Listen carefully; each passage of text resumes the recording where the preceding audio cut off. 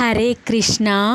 സർവം രാധാകൃഷ്ണാർപ്പണമസ്തു. ജയ് ജയ് ശ്രീ രാധേ രാധേ. ഹരേ കൃഷ്ണ. മഹാഭാരത കഥയാണല്ലോ പറഞ്ഞുകൊണ്ടിരിക്കുന്നത്. ഗരുഡൻ്റെ ഉൽപ്പത്തിയാണ് പറഞ്ഞുകൊണ്ടിരിക്കുന്നത്. അങ്ങനെ ഗരുഡൻ ജനിച്ചു. സഭാപർവ്വതത്തിലെ തന്നെ 17ാമത്തെ പർവ്വമായിട്ടുള്ള അമൃതമന്ഥനം എന്ന പർവ്വമാണ് ഇനി പറയുന്നത്. സൂതൻ കഥ പറഞ്ഞു തുടങ്ങുകയാണ്. ഹരേ കൃഷ്ണ. സൂതൻ പറഞ്ഞു, ഗരുഡൻ്റെ ഉൽപ്പത്തി കാലത്ത് ഗരുഡൻ്റെ മാതാവായിട്ടുള്ള ആ സഹോദരിമാരായ കദ്രുവും വിനിതയും ഉച്ഛ്രൈസ്രവസിനെ നല്ല പോലെ കണ്ടു. പാലാഴി അമൃതിനു വേണ്ടി കടഞ്ഞപ്പോൾ കിട്ടിയതാണ് ഉത്തമമായ ആ ഉച്ഛ്രൈസ്രവസ് എന്ന കുതിരയെ. മഹാബലനും അശ്വങ്ങളിൽ മികച്ചവനും അജരാമരനും ദിവ്യലക്ഷണയുക്തനും അമോഘ ബലവാനുമായ അവനെ ഇന്ദ്രൻ സന്തോഷപൂർവ്വം സ്വീകരിച്ച് മാനിച്ചു. അത്ഭുതത്തോടെ ആ കുതിരയെ ആ സഹോദരിമാർ ഒന്നിച്ച് അടുത്തു ചെന്ന് നോക്കിക്കണ്ടു. ശൗനകൻ പറഞ്ഞു, സൂതപുത്ര, എങ്ങനെയാണ് അമരന്മാർ അമൃതമഥനം ചെയ്തത്? അതിൽ നിന്നാണല്ലോ ഹയശ്രേഷ്ഠനുണ്ടായത്. സാഗരവിക്രമനും സുന്ദരനുമായ അവൻ എങ്ങനെ ഉണ്ടായി? സൂതൻ ശൗനകൻ്റെ ചോദ്യത്തിന് മറുപടി പറഞ്ഞു തുടങ്ങി. മഹാപ്രസിദ്ധമായ മഹാമേരു എന്ന പർവ്വതമുണ്ട്. സൂര്യപ്രഭ കൂടി കെടുത്തുന്ന വിധത്തിലുള്ള സുവർണശൃംഗങ്ങൾ അതിനുണ്ട്. കേവലം പൊന്മയമായ അതിൽ ദേവഗന്ധർവന്മാർ അധിവസിക്കുന്നു. അപ്രമേയവും പാപികൾക്ക് അപ്രദൃശ്യവും ശുഭകരവും വ്യാളങ്ങളും ദിവ്യൌഷധികളും വളരുന്നതും പൊക്കത്താൽ സ്വർഗത്തെ പുറം കൊണ്ട് താങ്ങുന്നതുമായ ഒരു മഹാഗിരിയാണ് മഹാമേരു. വൃക്ഷനദീസമൂഹാവൃതവും നാനാമനോജ്ഞവിഹഗസ്വനപൂർണവും ആയ ആ ഗിരിയുടെ ശിഖരത്തിൽ ദേവകോടികൾ അധിവസിക്കുന്നു. അവിടെ പാർക്കുന്നവർ അമൃതലബ്ധിക്ക് കൗശലം ചിന്തിച്ചു. ദേവകൾ ചിന്തിച്ചു മന്ത്രിച്ചിരിക്കെ ബ്രഹ്മാവിനോട് മധുസൂദനൻ പറഞ്ഞു, അല്ലയോ ദേവന്മാരെ, നിങ്ങൾ സമുദ്രം കടയുവിൻ. നിങ്ങൾക്ക് സമുദ്രത്തിൽ നിന്ന് എല്ലാവിധത്തിലുള്ള ഔഷധികളും എല്ലാവിധത്തിലുമുള്ള രത്നങ്ങളും ഒടുവിൽ അമൃതും ലഭിക്കും. 18ാമത്തെ പർവ്വമാണ് അമൃതമന്ഥനം. സൂതൻ പറഞ്ഞു, പാൽക്കടൽ കടയുവാൻ ഒരു കടക്കോൽ വേണമല്ലോ. അതിന് മന്ദരപർവ്വതത്തെ പറിച്ചെടുക്കുവാൻ തന്നെ തീരുമാനിച്ചു. ആ മന്ദരപർവ്വതം അത്ര ചെറിയൊരു വസ്തുവല്ല. അതിന് അഭ്രമങ്ങൾ നിറഞ്ഞ അത്യുന്നങ്ങളായ കൊടുമുടികളുണ്ട്. മേഘമാർഗത്തോളം നാനാലതാവൃതമായി നാനാഗരവം മുഴങ്ങുന്നതായി നാനാദ്രഷ്ടികുലാകുലമായി കിന്നരേന്ദ്രന്മാരാലും അപ്സരോവൃന്ദങ്ങളാലും വൃന്ദാരകന്മാരാലും നിഷേവിതമായി 10,000 യോജന ഉയരത്തിലാണ് അത് നിൽക്കുന്നത്. അത്ര യോജന കീഴ്പോട്ടുമെത്തിയാണ് അത് ഭൂമിയിലങ്ങനെ നിൽക്കുന്നത്. അത് ഇളക്കി പറിച്ചെടുക്കുവാൻ ദേവന്മാർക്ക് പോലും കഴിയുന്നില്ല. അവർ പോലും അശക്തരായി. അവർ വിഷ്ണുവും ബ്രഹ്മാവും ഉള്ളിടത്ത് ചെന്ന് ഇപ്രകാരം ഉണർത്തിച്ചു. ദേവന്മാർ പറഞ്ഞു, മന്ദരപർവ്വതം പൊക്കിയെടുക്കുവാൻ ഞങ്ങൾ ശക്തരല്ല. നന്മയ്ക്കു വേണ്ടി നല്ല മാർഗത്താൽ ഭവാന്മാർ തുണച്ചാലും. സൂതൻ പറഞ്ഞു, അങ്ങനെയാകാം എന്ന് പറഞ്ഞ് വിഷ്ണു സർവസ്രഷ്ടാവായ ബ്രഹ്മാവിനോട് കൂടെ ചെന്ന് സർപ്പരാജാവായ അനന്തനോട് പർവ്വതം പറിച്ചെടുക്കുവാൻ ആജ്ഞാപിച്ചു. വിഷ്ണു വിരിഞ്ചന്മാരുടെ കൽപ്പന കേട്ട് അഹീശ്വരനായ അനന്തൻ തനിച്ച് അത് നിർവഹിക്കാമെന്ന് ഏറ്റു.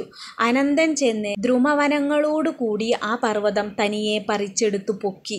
അവനോടുകൂടെ ദേവന്മാരും സമുദ്രത്തിലെത്തി. സമുദ്രത്തോട് അവർ പറഞ്ഞു, ഞങ്ങൾ അമൃതിനു വേണ്ടി സമുദ്രജലം മതിക്കുവാൻ പോകുന്നു. സമുദ്രം അത് കേട്ടു പറഞ്ഞു, അതിൽ ഒരംശം എനിക്കും തരണം. എന്നാൽ ഞാൻ മന്ദരഭ്രമണം കൊണ്ടുള്ള സമ്മർദ്ദം സഹിച്ചുകൊള്ളാം. പിന്നെ സുരാസുരന്മാർ കൂർമ്മരാജാവിനോട് പറഞ്ഞു, ഹേ കൂർമ്മരാജാവേ, ഈ മലയ്ക്ക് അധിഷ്ഠാനമായി ഭവാൻ വരേണമേ. ആദികൂർമ്മം ആ അപേക്ഷ കൈക്കൊണ്ട് പുറത്ത് മല പേറി നിന്നു. ആമ താങ്ങുന്ന മലയെ ഇന്ദ്രൻ യന്ത്രം കൊണ്ട് കറക്കി. കടക്കോൽ മന്ദരപർവ്വതം. പർവ്വതമാകുന്ന കടക്കോൽ ചുറ്റിത്തിരിക്കുവാനുള്ള കയറായി വാസുകി വന്നു. അങ്ങനെ ദേവാസുരന്മാർ ചേർന്ന് അഗാധമായ ആ സമുദ്രത്തെ കടഞ്ഞു. ഉത്സാഹിച്ചു കടഞ്ഞു. അമൃത് കിട്ടുവാനുള്ള ആഗ്രഹത്താൽ കിണഞ്ഞു പണിയെടുത്തു.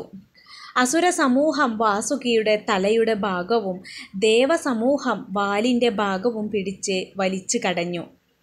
അനന്തനോട് ചേർന്ന് വിഷ്ണു ചെന്ന് വാസുകിയുടെ ശീർഷം ഉലപ്പിച്ചുകൊണ്ടിരുന്നു.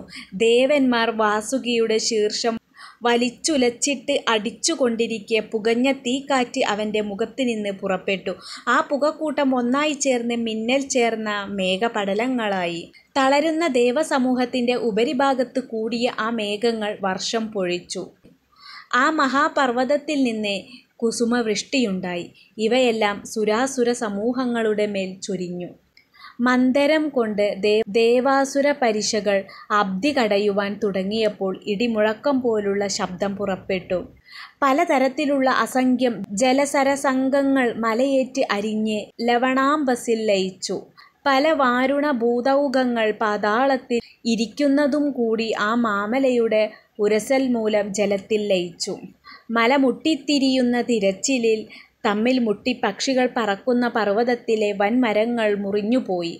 മരങ്ങൾ കൂട്ടിമുട്ടി തീയുണ്ടായി. കാറ്റിൽ മേഘപടലങ്ങളിൽ മിന്നൽ പോലെ അഗ്നി ആളിക്കത്തി. ആന, സിംഹ മുതലായ മൃഗങ്ങളെ ചുട്ടുകരിച്ചു. എല്ലായിടവും പടർന്നു കത്തുന്ന അഗ്നിയെ മഴ പെയ്യിപ്പിച്ചു. എല്ലായിടവും പടർന്നു കത്തുന്ന അഗ്നിയെ മഴ പെയ്യിപ്പിച്ച് ദേവേന്ദ്രൻ കെടുത്തി. പല വിധത്തിൽ ചലിക്കുന്ന വൃക്ഷങ്ങളുടെയും ഔഷധികളുടെയും രസം ചേർന്നൊഴുകി കടലിൽ ചെന്ന് ചേർന്നു. പീയൂഷ വീര്യമുള്ള ഈ രസത്തിൻ്റെ വാർച്ചയും നീരും പൊൻദ്രാവകവും ചേർന്ന് അമൃതായിത്തീർന്നു. പയോനിധിയിലെ ജലം പിന്നെ പാലായി. ആ പാലിൽ പലതും ചേർന്ന് ഉൽപ്പാദിപ്പിക്കുന്നത് വെണ്ണയാണ്. പിന്നെ ബ്രഹ്മാവിനെ കണ്ട് ദേവകൾ ആദരവോടെ പറഞ്ഞു. ദേവന്മാർ പറഞ്ഞു, ഹേ പിതാമഹ, അമൃത് ഇതേവരെ തിരിഞ്ഞു കിട്ടിയിട്ടില്ല. ഞങ്ങൾ തളർന്നു പോയിരിക്കുന്നു. ആദിനാരായണനൊഴികെ ദേവാസുരന്മാരെല്ലാം ഏറെ നാളായല്ലോ വാരിധി കടയുവാൻ തുടങ്ങിയിട്ട്. സൂതൻ പറഞ്ഞു. ബ്രഹ്മാവ് വിഷ്ണുവിനോട് പറഞ്ഞു, വേഗത്തിൽ ഇവർക്ക് ഭവാൻ ശക്തി ദാനം ചെയ്താലും. അങ്ങനെയല്ലാതെ ഇവർക്ക് വേറെ ഗതിയില്ല. വിഷ്ണു പറഞ്ഞു, ഈ വേലയ്ക്ക് തക്ക ശക്തി ഞാൻ തന്നെ ഇവർക്ക് നൽകുന്നുണ്ട്. കലശമാകുന്ന കടൽ ഇവർ കലക്കട്ടെ, മന്ദരം നല്ല പോലെ ചലിക്കട്ടെ. സൂതൻ പറഞ്ഞു. ആദിനാരായണൻ ഇപ്രകാരം പറഞ്ഞപ്പോൾ ജലത്തിൽ ആണ്ടുപോയവർ പൂർവാധികം ശക്തിയോടെ ആ പയസ് കടയുവാൻ തുടങ്ങി. അവർ 100,000 രശ്മി ചിന്നുന്ന വിധത്തിൽ തെളിഞ്ഞു. മതിക്കുന്ന കടലിൽ നിന്ന് നിശാകരൻ ഉദിച്ചു. ഘൃതത്തിൽ നിന്ന് സീതാംബരയായ ലക്ഷ്മി ഉയർന്നു. സുരാദേവിയും ശുഭ്രമായ അശ്വരത്നവും അതിൽ നിന്ന് ഉണ്ടായി. കൗസ്തുഭം എന്ന ദിവ്യരത്നം ജലമധ്യത്തിൽ നിന്ന് ഉയർന്നു. ഹരിയുടെ വക്ഷസ്സിൽ അത് മരീചി വീചി ചിതറിച്ചെന്നു പറ്റി. പാരിജാതവും കാമധേനുവും അതിൽ നിന്ന് ഉണ്ടായി. വിപ്രകാമങ്ങളെ നൽകുന്ന അവ രണ്ടും ദേവഭാഗത്തായി. ലക്ഷ്മീദേവി, സുരാദേവി, ചന്ദ്രൻ, ഉച്ഛ്രൈസ്രവസ് ഇവയെല്ലാം ദേവപക്ഷത്തിലായി. പിന്നെ മൂർത്തിമാനായി ധന്വന്തരീദേവൻ ഉയർന്നു. ധന്വന്തരീദേവൻ്റെ കയ്യിൽ അമൃതു നിറഞ്ഞ വെള്ളിക്കിണ്ടി കൂടെ ഉണ്ടായിരുന്നു. ഈ അത്ഭുതം കണ്ടപ്പോൾ ഇത് എനിക്ക് എന്നുള്ള ബഹളം അസുരഭക്തിയിൽ നിന്ന് പുറപ്പെട്ടു. വെളുത്തതും 4 കൊമ്പുള്ളതുമായ ഐരാവതം എന്ന 4 കൊമ്പനാന ഉണ്ടായി. അതിനെ ഇന്ദ്രൻ ചെന്ന് ഇണക്കിപ്പിടിച്ചു. പിന്നെ ലോകമൊക്കെ ചുടുന്ന വിധം കാളകൂടവിഷം പൊങ്ങി. പുകയും തീയും പോലെ അത് ഉയർന്നപ്പോൾ ഭയങ്കരമായ ദുർഗന്ധം പരന്നു. അതിൻ്റെ ഗന്ധമേറ്റ് ജഗത്രയം മയങ്ങിപ്പോയി. ഉടനെ എല്ലാവരും പരിഭ്രമിച്ചു. ബ്രഹ്മാവ് പറഞ്ഞതനുസരിച്ച് ശിവൻ ആ വിഷം പാനം ചെയ്തു. അല്ലെങ്കിൽ ലോകം മുടിഞ്ഞു പോകുമായിരുന്നു. ഇങ്ങനെ ശങ്കരൻ ലോകത്തെ രക്ഷിച്ചു. അതിനെ മന്ത്രമൂർത്തിയായ മഹേശ്വരൻ തന്നെ തൻ്റെ കണ്ഠത്തിൽ നിർത്തി. അന്നു തൊട്ടാണത്രേ ശങ്കരൻ നീലകണ്ഠനായത്. ഈ അത്യത്ഭുതം കണ്ടുനിന്ന ദൈത്യവീരന്മാർ നിരാശരായിപ്പോയി. അമൃതത്തിനും ശ്രീക്കും വേണ്ടി സ്പർദ്ധ അവരിൽ വർദ്ധിച്ചു. പിന്നെ മോഹിനീ രൂപം ധരിച്ച നാരായണൻ ദൈത്യപക്ഷത്തിലെത്തി. മായാരൂപമായ അവളെ കണ്ട് മോഹിച്ച ദൈത്യന്മാർ തങ്ങളുടെ കയ്യിൽ കിട്ടിയ ആ അമൃത് ആ സുന്ദരിയുടെ കയ്യിൽ കൊടുത്തു. ഹരേ കൃഷ്ണ.